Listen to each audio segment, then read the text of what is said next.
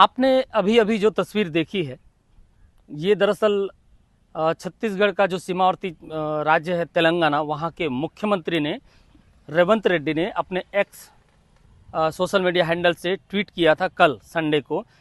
एक शांति वार्ता जो कमेटी है उसने मुलाकात की थी मुख्यमंत्री रेवंत रेड्डी से, और उन्होंने ये मांग की है कि रेवंत रेड्डी उनके बिहाफ पे केंद्र सरकार से बात करें ताकि ये युद्ध विराम को रोका जाए और शांति वार्ता की जाए। बीते करीब 7 दिनों से जो ऑपरेशन है सुरक्षा बलों का, वो इस सीमावर्ती इलाके में जारी है और लगभग जो गांव हैं, उसूर है, नड़पल्ली है, गलगम है, पुजरी कांकेर है, गुंजेपर्ती है, कुत्तापल्ली, ये जो एक लंबी बेल्ट है, श्रृंखला है, इसके सराउंडिंग में ये जो मुठभेड़ है वो चल रही है। तो जितनी भी फायरिंग होती है या ब्लास्ट किए जाते हैं या आईडी डिफ्यूज किया जाता है, तो उनकी जो आवाज़ें हैं, जो धमाका है, वो गूंज जो है वो गांव तक पहुंचती है। एहतियातन ये बता दिया गया है कि गांव से वो मूवमेंट ना करें, क्योंकि ऐसे वक्त में जब वहां पे ऑपरेशन चल रहा है तो कोई भी घटना हो सकती है या कोई सिविलियन इसकी जद में आ सकता है। दरअसल उस पूरे इलाके में जहां तेलंगाना का वेंकटापुरम इलाका लगता है, तारलागुड़ा, मद्देड़, इसके पूरे बीच के सेंटर का इलाका है, मतलब वो 180-200 किलोमीटर का रेडियस का इलाका है, जिस पूरे इलाके में अभी माओवादी ज़्यादा सक्रिय वहाँ पे थे। और ये जो पहाड़ी बताया जा रहा है, जिसमें कर्रे गुट्टा है यानी काली पहाड़ी, दुर्गम राज गुट्टा है, जहाँ माना जाता था कि महाभारत काल में पांडवों ने वहाँ पे अज्ञातवास के समय में शरण ली थी, वो है। उसके अलावा जो बोमरेल है, दोबे है, नीलम सराई है, नड़पल्ली है, उन सब गुफाओं में बंकर से एक तरीके से नक्सलियों ने उनको बना के रखा था, वहाँ वो एक्टिव हैं, वहाँ वो छुप रहे हैं।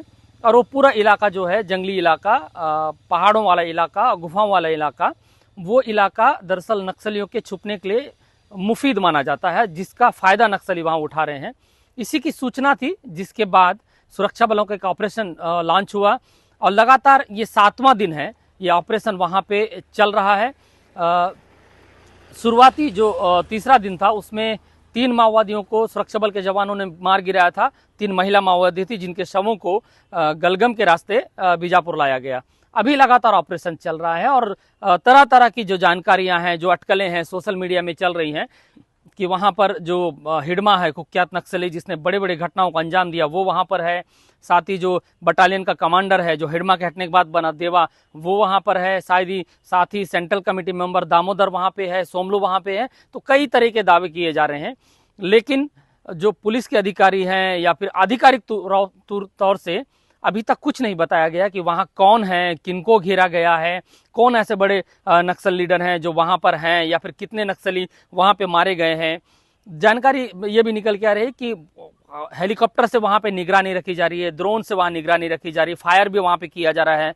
और उस पूरे रीजन में, उस पूरे इलाके में जहाँ पे नक्सली जिस पहाड़ी पर डटे हैं, जिस पहाड़ी पर हैं, वहाँ बम बरसाए जा रहे हैं और वहां तक पहुंचने वाला जो रसद है, खाना है, उसको एक तरीके से रोका जा रहा है। कल तेलंगाना से एक सूचना निकल के आई थी, कुछ लोगों को रोका गया है जो वहां पर राशन लेके जा रहे हैं। तो ऐसी भी खबरें हैं। तो अगर ये खबरें सही हैं, ये खबरें यथार्थ हैं, तो इसका मतलब ये है कि नक्सली वहां फंसे हुए हैं और उनको सुरक्षा बल के जवानों ने चारों तरफ से घेरा हुआ है। अब जो सुरक्षा बल वहां पे निकले हैं, जिसमें छत्तीसगढ़ से आपका डीआरजी है, जो बड़ी टुकड़ी है, जो नक्सलियों के खिलाफ बहुत कारगर मानी जाती है, एसटीएफ है, कोबरा है, सीआरपीएफ है। साथ ही साथ तेलंगाना के रीजन से हैं, जिसमें ग्रेहाउंड्स वहाँ पे पहुंची है। साथ ही साथ जो महाराष्ट्र का रीजन है, वहाँ से C-60 वहाँ पे पहुंची है। तो तीनों राज्यों की फोर्स को मिला के लगभग 10,000 के आसपास जो जवान हैं वो वहाँ पर डटे हैं और लगातार मूवमेंट की जा रही है। लगातार जो ऑपरेशन है वो चल रहा है। फायरिंग की आवाज़ें आ रही हैं, ब्लास्ट की आवाज़ आ रही हैं। कल रात की बात करें तो एक बड़े धमाके की आवाज़ आई है, जो कैमरा में रिकॉर्ड हुई है, जो हमारे पास भी पहुंची है। हम इसको वीडियो की शुरुआत में जब तेलंगाना के सीएम ने जो ट्वीट किया है, उस फोटो के साथ इस वीडियो को लगा देंगे तो आप समझ सकते हैं कि क्या वहाँ पे हालात हैं।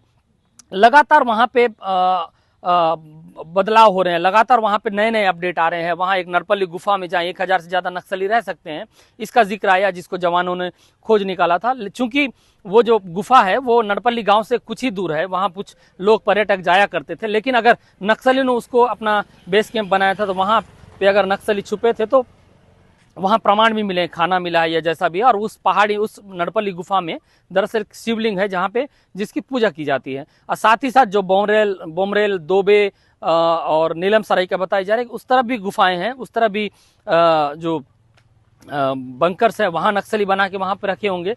तो लगातार ऑपरेशन चल रहे हैं। अब देखना यह है कि क्या निकल कर आता है। लेकिन एक बड़ी जो एक खबर वो निकल के आई तेलंगाना से, जहां शांति जो समिति है, पीस टॉक कमेटी, उसने तेलंगाना से मुलाकात की, जिसमें एक रिटायर्ड जस्टिस हैं, साथ ही साथ प्रोफेसर हैं और कुछ इंटेलेक्चुअल हैं, उन्होंने मुलाकात की। तो मुख्यमंत्री ने इसमें कहा कि हम मंत्रिमंडल से चर्चा करेंगे, उसके बाद हम आपको बताएंगे कि इसमें क्या किया जाना चाहिए। तो नक्सलियों का भी पर्चा आया रुपेश का कि शांति वार्ता की जानी चाहिए और वो जो ऑपरेशन चल रहा है उसको रोका जाना चाहिए, विराम लगा देना चाहिए और फोर्स को वहां से वापस होना चाहिए। अब शांति वार्ता के लिए नक्सली लगातार पहल कर रहे हैं, सरकार भी पहल कर रही है, लेकिन शांति वार्ता की शर्तें क्या होंगी, किन शर्तों के आधार पर शांति वार्ता होगी, इसको लेके कुछ स्पष्ट नहीं है। नक्सली कहते हैं कि बस्तर के जंगलों से सरकार फोर्स हटाए, कैंप हटाए, और सरकार कहती है कि जो छत्तीसगढ़ गृह मंत्री वो कहते हैं कि बंदूक जब आपके हाथ में है तो शांति वार्ता नहीं हो सकती। तो शांति वार्ता अभी मजदार में और अधर में लटकी हुई है, लेकिन ऑपरेशन चल रहा है और ऑपरेशन में अभी आगे क्या निकल कर आएगा ये देखना होगा। नमस्कार।